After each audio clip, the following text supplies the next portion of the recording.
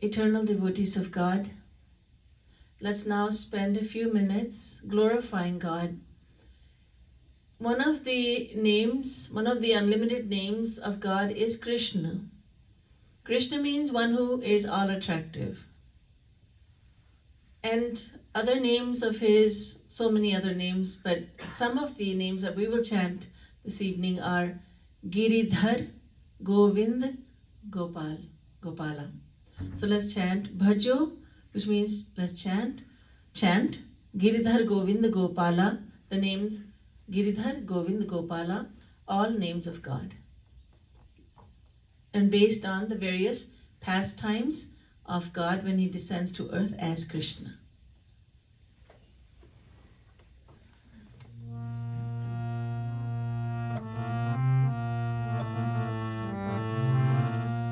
Bhajo Giridhar Govind Gopala, Bhajo Giridhar Govind Gopala,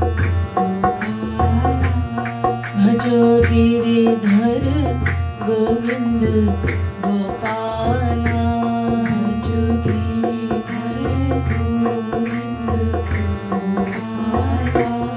Bhajo Giridhar Govind Gopala,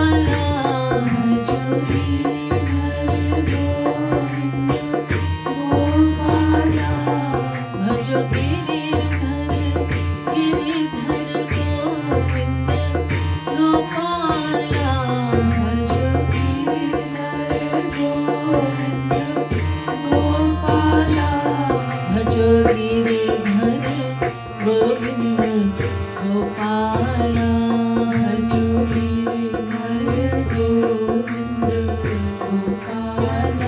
Bhajo Giridhar Govind Gopala, Bhajo Giridhar Govind Gopala,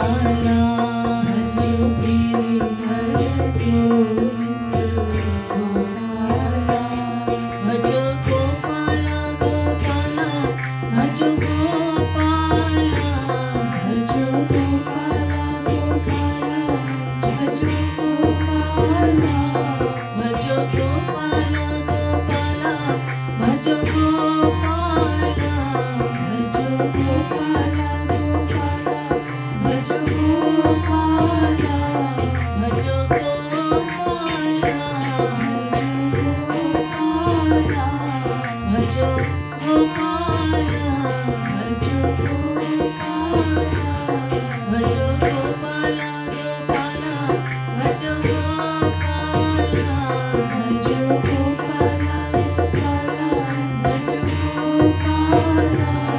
Bhajo Giridhar Govind Gopala,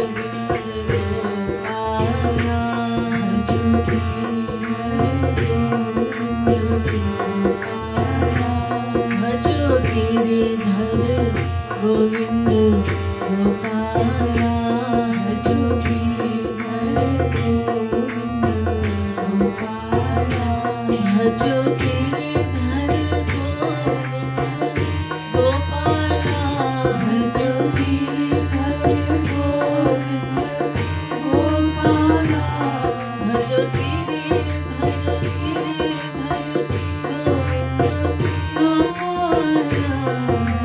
Giridhar Govind Gopala, Bhajo Giridhar Govind Gopala, Bhajo Giridhar Govind Gopala,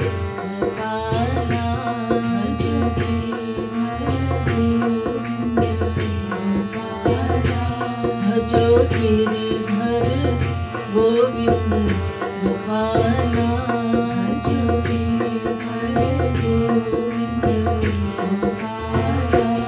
Bhajo Giridhar Govind Gopala, Bhajo Giridhar Govind Gopala, Bhajo Giridhar Govind Gopala, Bhajo Giridhar Govind Gopala, Bhajo Giridhar Govind Gopala, bhajo Giridhar Govind Gopala, bhajo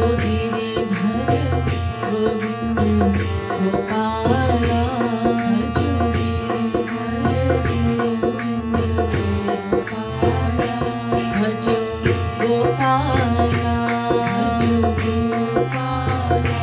bhajo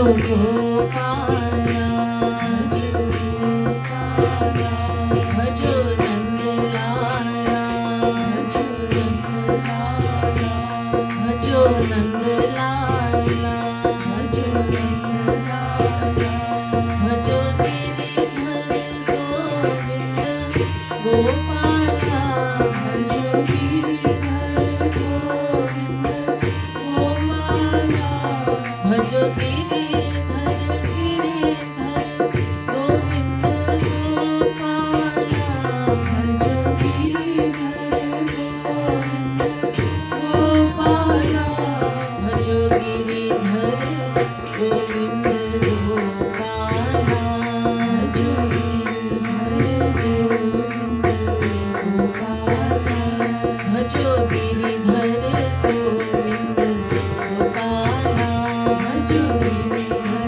Govind Gopala, bhajo Giridhar Govind Gopala, bhajo Giridhar Govind Gopala, bhajo Giridhar Gopala, bhajo Giridhar Govind Gopala, bhajo Giridhar Govind Gopala, bhajo Giridhar Govind Gopala, bhajo Giridhar Govind Gopala, bhajo Giridhar Govind Gopala, bhajo Giridhar Govind Gopala, bhajo Giridhar Govind Gopala.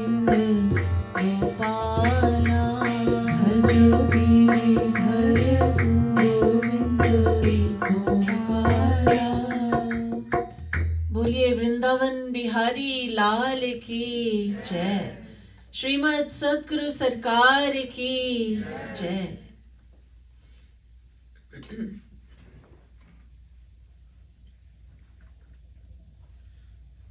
Devotional listeners, now I humbly request your full attention, and I also request that if you have your cell phone with you, would you please turn it off? Thank you.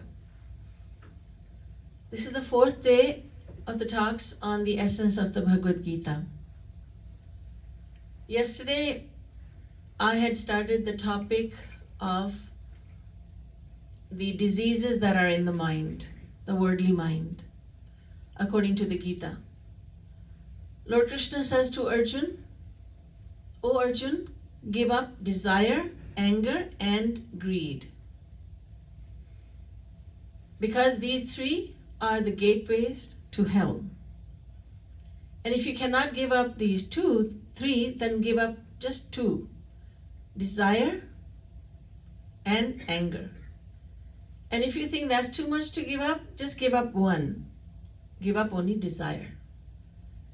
Desires, when they are fulfilled, they lead to greed. When they remain unfulfilled, they lead to anger. So our scriptures don't really say much about the dangers of anger and greed. They only talk about desire and how dangerous these desires are. So in the Bhagavad Gita, Shri Krishna tells Arjun the root cause of desires. Shri Krishna says, Sangat sanjayate kamaha. Attachments lead to desire. Then why do we form attachments? He also explains that in the scripture by saying, Dhyayato vishayan punsah sangasteshu pajayate. When you repeatedly think of a person or an object to be a source of happiness to you, you automatically become attached. When you repeatedly think that this one is going to make me happy, this thing is going to please me, it's going to make me happy, then we form attachments. So we are looking for happiness. That's why we form attachments. That's why we have desires. That's why we have anger, greed, and all the other vices in the mind. So this evening, let's go further and find out why it is that we are searching for happiness in the first place. We are always in search of happiness. But why? We will never, we can never, we have never, we will never search for the opposite of happiness. We will never search for unhappiness, sadness, sorrow, and suffering. Because it's our nature to search for happiness in everything we do, all over the world, wherever we can. We're always looking for happiness. If we look at a person and think this person can give me happiness, we then try to become friendly with that person.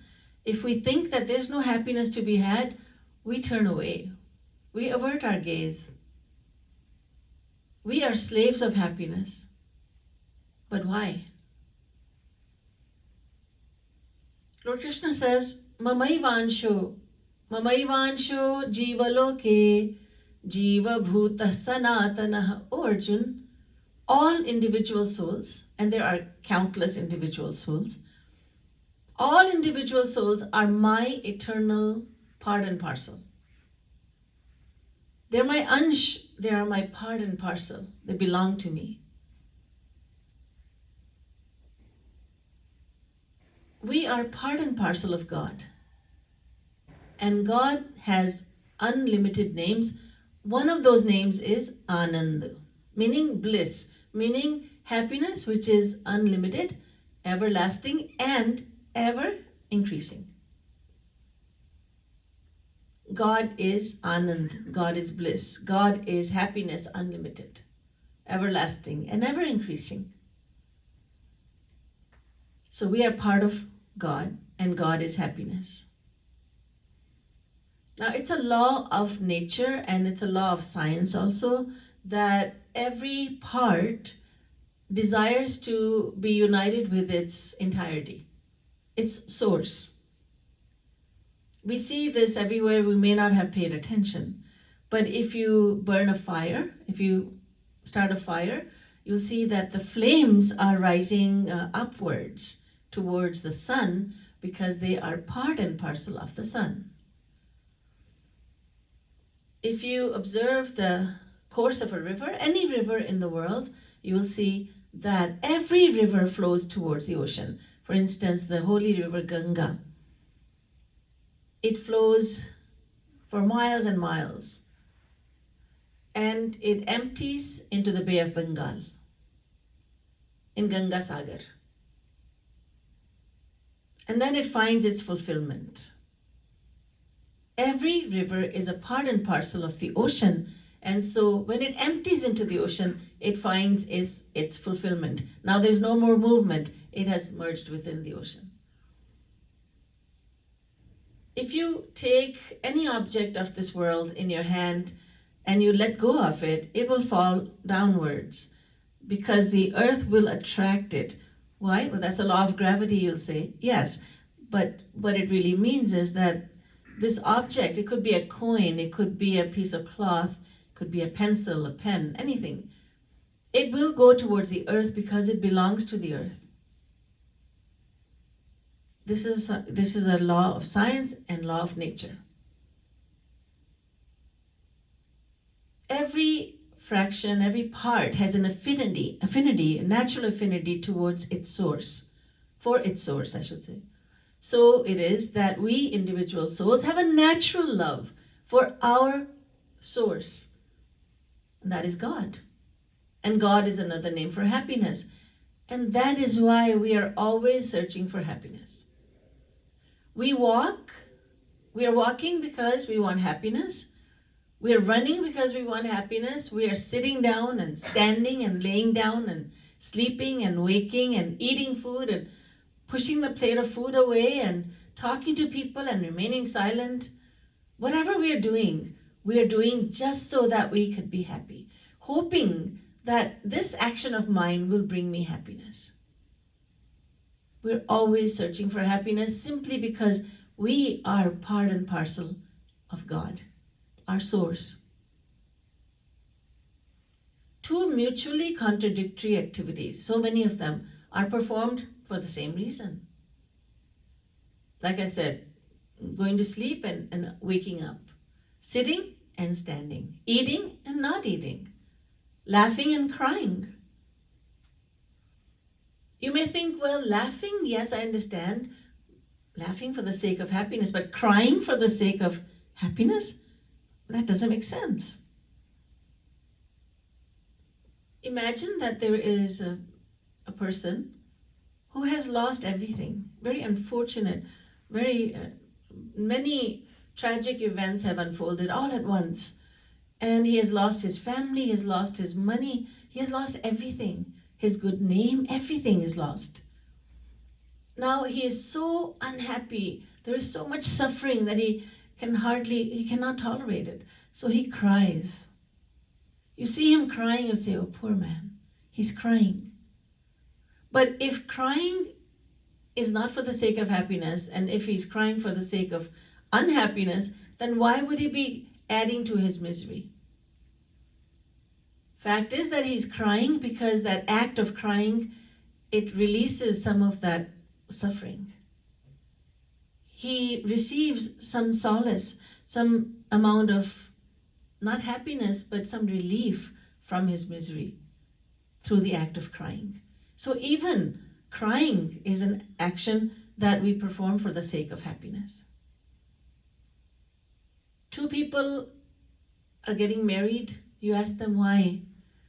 And he says, because she will bring me a lot of happiness. And she says the same about him. Sometime later, a few years later, they're getting a divorce, and you ask them, don't you want happiness anymore? And what will they tell you? No, I want a divorce for my happiness. So I mean, two mutually contradictory activities, actions, but the reason is the same. Reason is the same. So we are continually searching for happiness, and we've never received it. Had we received it, we would never want anything again. We have never received the happiness that we are searching for. We are receiving happiness, what we call happiness, but it's limited pleasure that we are receiving, or it's a little relief from one of our miseries, and we call that happiness. But we have never received true happiness, which is, remember, yovai bhuma tat sukham. Happiness is unlimited and everlasting and ever increasing. Pratikshanam vardhamanam. Now let's say that there's a man and he lost his job. So he is unhappy. How will we make ends meet? The money I have will last only for a couple of months and that's it. Then I'm dipping into my savings. What will I do? Whatever will I do? He's worried. And on top of that, his one and only son falls ill, seriously ill. So this man has two problems. He's out of a job and his son is seriously ill. Now, in a few days, what happens is his son is getting better and better, and then his son is completely healed. And this man says, I am happy. Because he had two sorrows in his life. One of them, he is relieved of one of them. His son is all better now. He's still out of a job, and that is still a fact. He's out of a job. And he will not have enough money to make ends meet if he doesn't find a job soon. But he says that he's happy because he had two problems, now he has one. And that's what we all call happiness. There's so many problems in life, so when some of them or even one of them goes away, we take a sigh of relief, and we say, thank God, I'm happy. There's another example I'd like to give you. When I heard this example from my Gurudev, Jagadguru Shri Kripalu Ji Maharaj. I thought that was such an incredible example of what we think to be happy, what we think is happiness. There are two prisoners of war. So they're behind bars. The warden orders both of them to come out of their cell, and he orders both of them to stand in the scorching heat of the sun. And they're both standing in the heat of the sun. Then he tells one of them to go sit in the shade of a tree. He says, no, I want you to sit in the shade of a tree, and the other one, I want you to stand in the sun. So this one is miserable. The one standing in the scorching heat is obviously miserable. The other one is happy because he is sitting in the shade of a tree. Now the warden comes along and starts beating on the prisoner who is standing. Now this man is already miserable because it's too hot. It's unbearably hot, he's thinking. On top of that, he's getting a beating. So he cries for mercy. Please don't beat me. Please have mercy. So sometime later, the warden gives up. He stops beating him.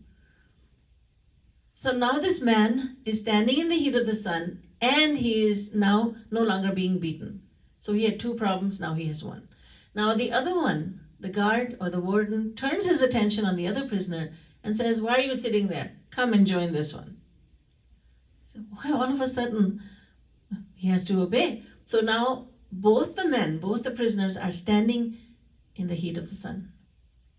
But it's incredible that one is happy, the other is absolutely miserable. One is very happy. Oh, thank God he stopped beating me. But he's still standing in the heat of the sun. But never mind, I have one less problem to deal with. The other one went from a very comfortable position to that of discomfort. So he is feeling miserable. It's very important for us to understand that what we call happiness is not really happiness. It's just a relief from one or more miseries that we have in life. But we're looking for happiness in the world. So the enlightened ones take a pity on us and they say, you're looking in the wrong direction. You're looking for happiness in the world, but the world does not have happiness to give anyone. And we say, indeed, everybody's running towards the world for happiness. And you're telling me that there's no happiness in the world? I'm telling you that. Yes, there's no happiness. Tasmat dukkhatmakam nasti naiva kinchit sukhatmakam. Vishnu Puran says, there is no happiness in the world. So you mean to say that all these people are foolish? Should I not follow them? I mean, majority rules, right? Majority of the people are going towards the world looking for happiness. And just a few crazy people are running in the other direction. So whom should I follow? Well, majority does not decide what is the truth and what is not. So the scriptures tell us conclusively that happiness cannot be had in the world. But we want to understand why they say this. If there was happiness in the world, then everyone would have been experiencing happiness through everyone and through every object, through every person and through every object. Let's take up an object first of all. Let's take up a food. Let's say chocolate. Oh, I love chocolate, says one. Oh, I don't care for chocolate. Do you have anything salty? Says another. So many love chocolate. Oh, chocolate makes me so happy.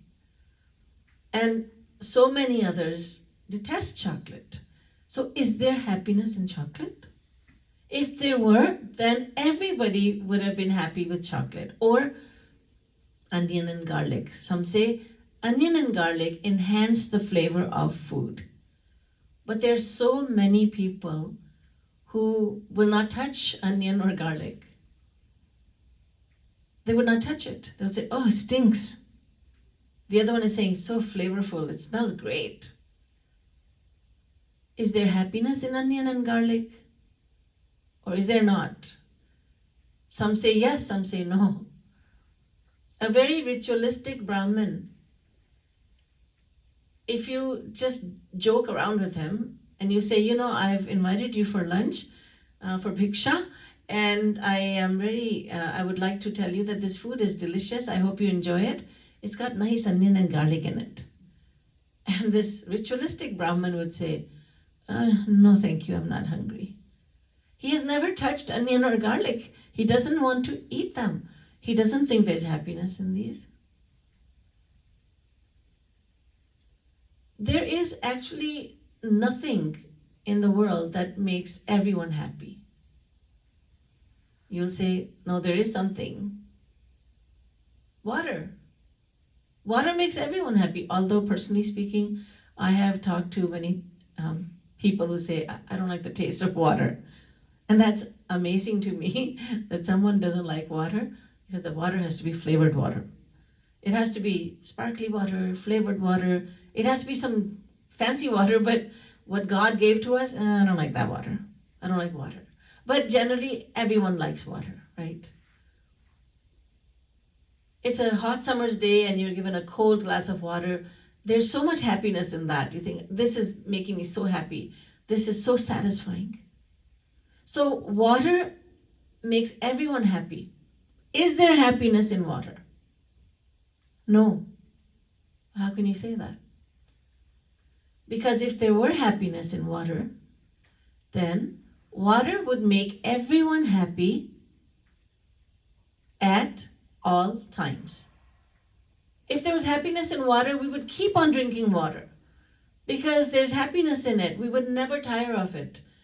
But we do get tired of it. We say, well, how much water do you expect me to drink? I can't drink that much. My stomach is all bloated. You've given me so much water to drink. So water does not give us happiness all the time. Sometimes it does, sometimes it doesn't.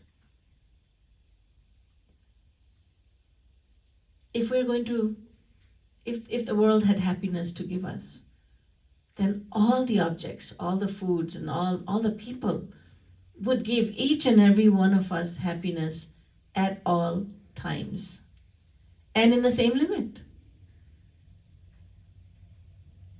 So there was a man and he had a massive heart attack and he died. The doctor said he's gone.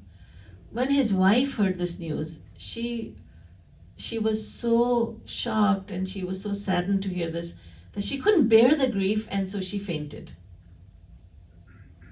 We lose consciousness when we cannot bear that much happiness or unhappiness, sorrow.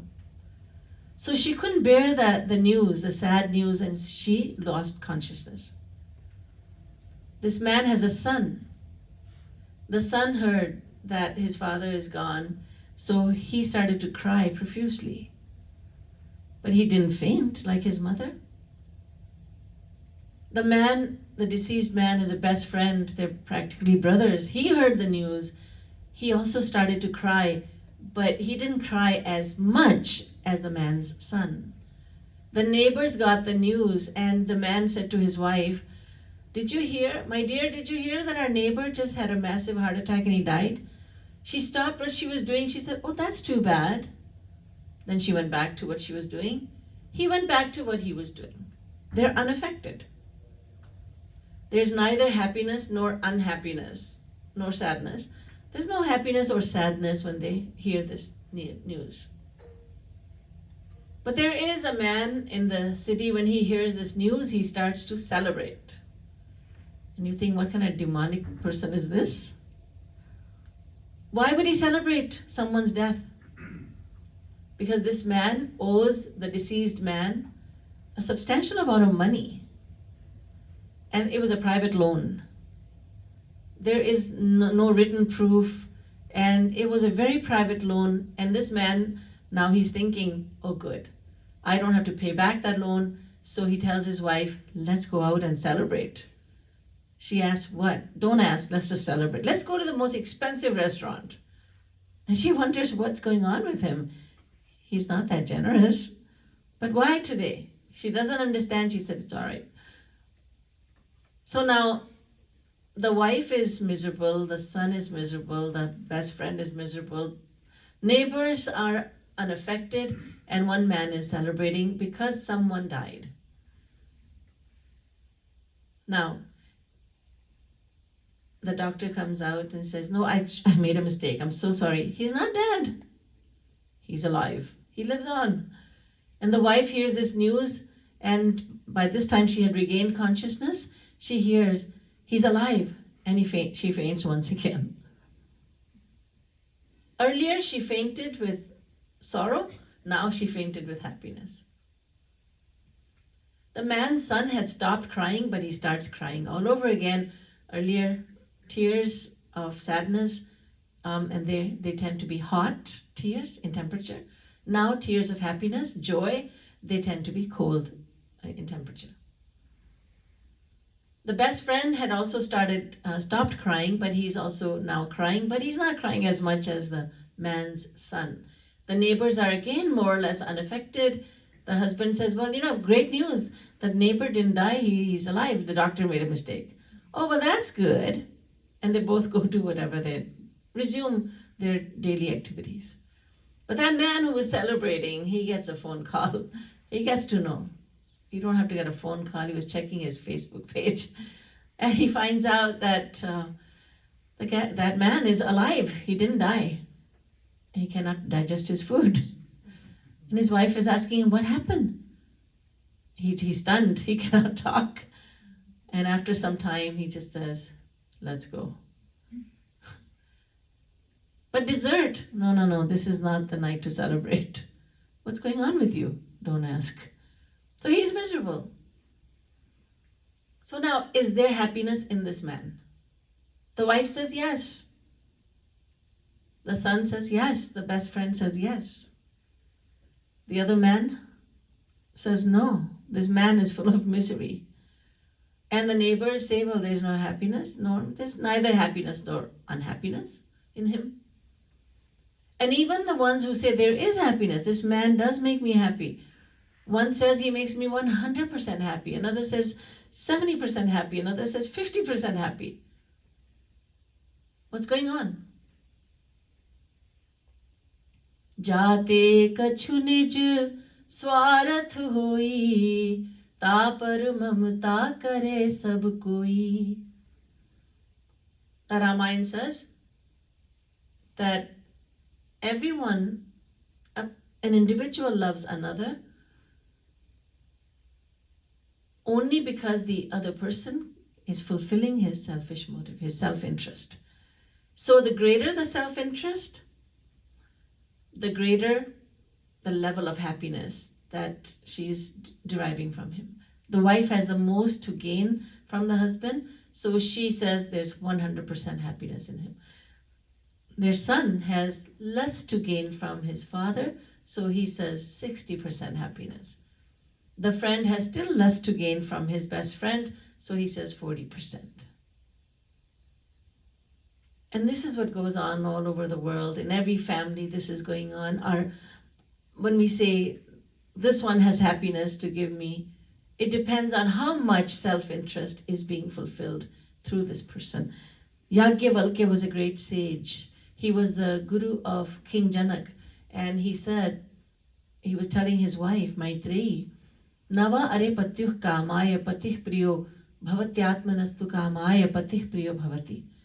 Nava are jayayai kamaya jaya priya bhavatyatmanastu kamaya jaya priya bhavati. Nava are putranam kamaya putrah priya bhavantyatmanastu kamaya putrah priya bhavanti.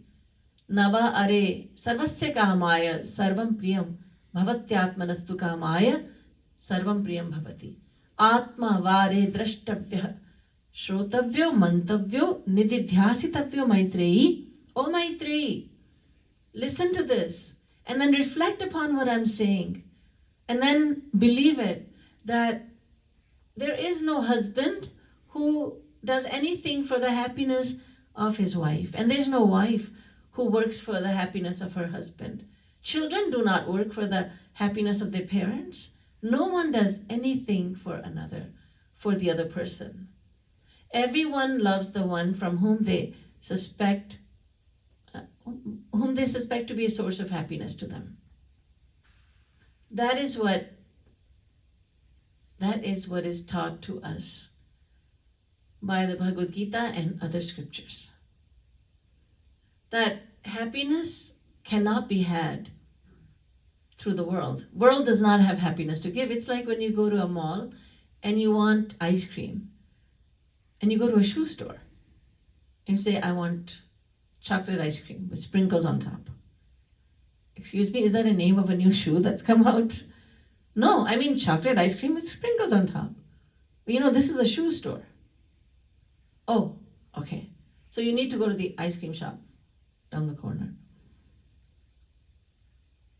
We don't go to a shoe store and ask for ice cream. We don't ask for shoes when you go to an ice cream shop.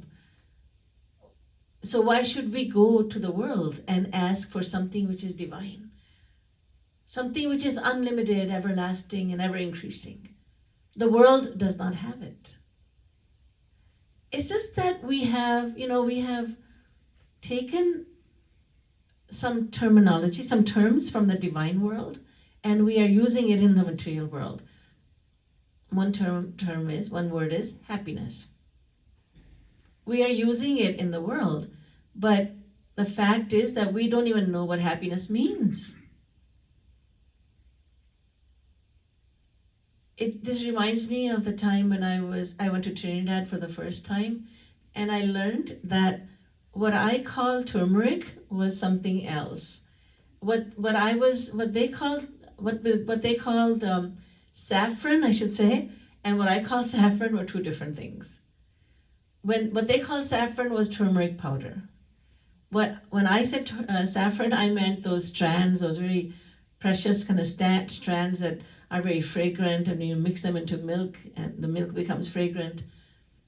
The context was this, that many wonderful devotees from Trinidad and Tobago were going to India for the first time. And they asked me, what can we take for Shri Maharaj as a gift? And I said, I have asked Maharaj, and he says, my guru, and he always says, bring suitcases full of love. So just take your love. Take the love of your heart, in your heart. That's all he wants. He doesn't want anything else. But no, we want to take something. I said, well, they use saffron in Maharaj's kitchen. And they did look at me with surprise. Oh, because they're thinking that comes from India to Trinidad, then it goes back to India. But they said, we'll take saffron. I said, take some saffron. So we meet up in India, and they said, should we bring the saffron? I said, yes. And I did think about it, saffron grows in cold countries, cold places. And how do they have saffron? They said, we have a lot of saffron. How do they have saffron in Trinidad? But maybe it's a miracle, I don't know. I didn't think about it. And what I got was a lot of haldi, turmeric powder. And I said, that's turmeric powder. They said, that's what we call saffron. So it was a big comedy over there that took place. And what I called silver, what they call silver is what I call stainless steel. That was not so funny, but because they insisted on feeding me in silver dishes, and I said, that's a little too fancy, silver dishes. And no, just give me simple dishes. They said, no, when anyone holy comes to our place, we give them to eat in silver dishes. I said, wow, so fancy. I'm not fancy like that, but if you wish. And then I found out what they call silver is stainless steel. So in the same way, what we call happiness is not happiness. It's not, what we call happiness is really, as I mentioned earlier, limited joy, a fleeting pleasure, or relief from suffering, one or two problems in life. That's what we call happiness. And what God calls happiness, what saints Enlightened ones call happiness is what they have in their possession. God has in his possession. He gives to the surrendered soul that happiness, which keeps on increasing with every moment that passes. And we can't even think about that. How is it that, because we have only tasted happiness that keeps on going further and further down. You know, when you take the first bite of your favorite food, then it's like, oh, your eyes close. It's wonderful. It's heavenly. We say that, don't we? It's heavenly. It's heavenly. It's wonderful. It's just great. But when we take the second bite of the same favorite food, it's not so heavenly, is it? It's not hellish, but it's not so heavenly either. It's good. And the third bite it's okay. You know, it takes a while, and then there's no happiness in this favorite food of mine. But ask me in 2-3 hours and I will once again say, this is heavenly. Or next day or sometime later. When we get something new that we have been saving for or that we have been craving, we get a lot of happiness from it. But there comes a time when we don't get any happiness from it. And we think, what's going on? Why am I not getting happiness from this? There was a woman, I was staying in her house. She had a husband and kids, and she was very jovial. She was very funny. And she asked me one day, she said, Didi ji, why is it that when I first got married, I used to say to my husband, I'm going to open my eyes, stand right in front of me, so that you're the first person I see when I get up. And I said, okay. She said, but now, a few years later, I tell him, if you're in the room, get out. So I don't see your manhoos face. So I don't see your sorry face. She was exaggerating, but it wasn't so much of an exaggeration. And she said, what happened to him? He's not giving me that happiness. And so I said, the scriptures say, and I gave her a nice lecture at home. It's not that he ever had happiness. Your mind thought there was happiness there. And, the example I may have given in one of these talks, I think I did on the second day, the example of a dog that's chewing on a dry bone, that's a very apt one over here. So the dog finds a dried up bone. It has neither flesh on it nor blood on it. And the dog just sucks on that bone, and that bone is so dry and brittle that it causes the dog's throat to bleed. And the dog thinks that the bone is very juicy, not realizing that it's sucking its own blood. In the very same way, we don't realize that the happiness we are experiencing is coming from our own mind. It's just our imagination. Oh, he has so much happiness to give. She has so much happiness to give me. This thing is making me so happy. This house makes me so happy. This furniture makes me happy. My dog makes me so happy. There's no happiness in anything or anyone. But when we think there is happiness there, we start imagining there to be happiness. We start receiving that imaginary happiness. And we know it's imaginary because it doesn't last. It's not that that person has changed. It's not that this thing has changed. Nothing has changed, but I'm not receiving the same happiness. Why? Because the happiness wasn't there in the first place. It just wasn't there. It's all in our imagination. We start receiving imaginary happiness because we are looking for happiness so desperately, so desperately. It's as if we're looking at everyone that we can look at and say, can you make me happy? Can you give me happiness? The wife begs the husband for happiness and he begs her for happiness. Parents beg the children for happiness and children are begging the parents for happiness.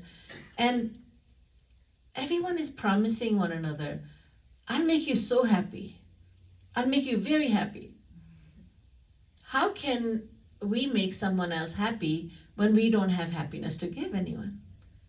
How can a beggar give lots of money to another beggar? Or let's say that a man says he's asking for some money. he says, I have to get my daughter married and I don't have any money, and can you please help me? And a beggar comes along. He said, I will give you everything I have. Now this man doesn't know that this is a beggar. He said, will you give me everything you have? I'll give you everything I have. And he puts $10 in his hand. What's the meaning of this? This is all I have. This is $10 is what I have. So he's right. He's given everything. But we thought, but this man had thought he's going to give me enough money that I need. He's going to give me the money that I need. I'll give you everything I have. But what I have is nothing much. It's not real happiness. This is why our scriptures tell us that God is happiness. In other words, He's not just a source of happiness. God is happiness. And it is only by knowing God, it's only by knowing God that one can become truly happy. Raso vaisaha rasagvam he vayam labdhva nandi bhavati. Taittiriya Upanishad. And you must remember, you may remember from the very first day, on the very first day, I had said that the Geeta, Bhagavad Gita, it's an essence of all the Upanishads. So I keep on giving the references from the Upanishads as well. So the Taittiriya Upanishad says, Raso Vaisaha, God is happiness. And Rasagvam he vayam labdhva nandi bhavati. It is only by knowing God that one can become truly happy. So the Gita tells us that we repeatedly think people and objects of the world to be sources of happiness. And when we do that, we form attachments in the world. When attachments are formed, desires can't be far behind. Then we start desiring that person, those people, that object, those objects. And then we start suffering from more and more anger and greed, frustration. All the other vices come into the mind and they torment us. So scriptures and saints have said that the richest person is not the one who has the most amount of wealth. The richest person is not the one who has the most, but the one who desires the least. He's not the one who has the most, he's the one who desires the least. He may not have much money, but he thinks, I have enough. God has given me enough. I'm so grateful. And the one who has so much more, he may have millions, but he may still complain, I don't have enough. There was in the newspapers many years ago, I remember this very clearly, I was shocked, that there was a man in Italy. He was a multi-millionaire and now he was left with 5 or 6 million and he committed suicide. And in his note he wrote, I'm so poor, I can't go on. I can't go on living, I have no money left. And that was incredible that he should be thinking that way. Because even with 5, 6 million, whatever he had, he thought, I can't live on this.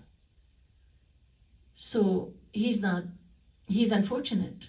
Fortunate is the one who is satisfied with what he has. He's absolutely satisfied. He thanks God for what he has. His desires are very few.